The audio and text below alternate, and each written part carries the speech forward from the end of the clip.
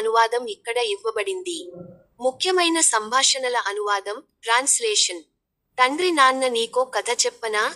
అర్ధరాత్రి 12:06 పాప సింహం కథ. అర్ధరాత్రి 12:09 పాప లేక నక్క కథ. అర్ధరాత్రి 12:14 తండ్రి 2 కాదు. అర్ధరాత్రి 1:26 స్నేహితుడు 1 ఖాళీగా, నిరుద్యోగిగా ఉండటం ఒక గౌరవం, ఖాళీగా ఉండటం ఒక గంభీరం. స్నేహితుడు నువ్వు ఖచ్చితంగా పనికి వెళ్లాల్సిందే.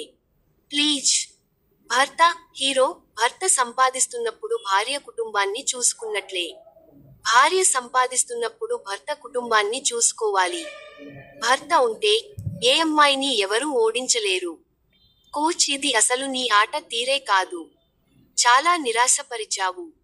గ్రామస్థుడు వీళ్లనందరినీ ఇలాగే చేయాలి, గట్టిగా బుద్ధి చెప్పాలి.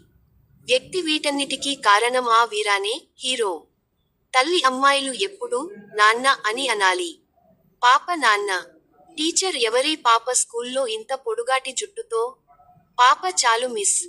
టీచర్ డాడీ రాలేదా? పాప ఊహు, లేదు. టీచర్, మహిళ డాడీ రాలేదు. ఇకపై మమ్మీ నేనే వస్తాను. గ్రామస్థుడు మొగుడంటే ఒక గౌరవం, పట్టు ఉండాలి రా. మహిళ ఒక్క నిమిషం, ఇల్లు తెరిచి పెట్టి నిద్రపోకండి. కుక్క లోపలికి వచ్చేస్తుంది. మీకు ట్రైనింగ్ ఇవ్వడానికి మా అమ్మని రమ్మనలేదు. నాకు ఆయా, పనిమనిషి, పని చేయడానికి రమ్మంది. వ్యక్తి ఏంటి? ఓటు వేయడానికి తలకి 1000, 2000 అడగడం మొదలుపెట్టారా? వ్యక్తి రాజకీయాల కన్నా వేరే ఏదైనా మంచి పని చూసుకోవాలి. వ్యక్తి ఈమె రెజ్లర్ అయితే, నా అల్లుడు కూడా రెజ్లరేనే. పాప, ఎలాగైనా గెలవండి నాన్నా, ప్లీజ్ నాన్నా.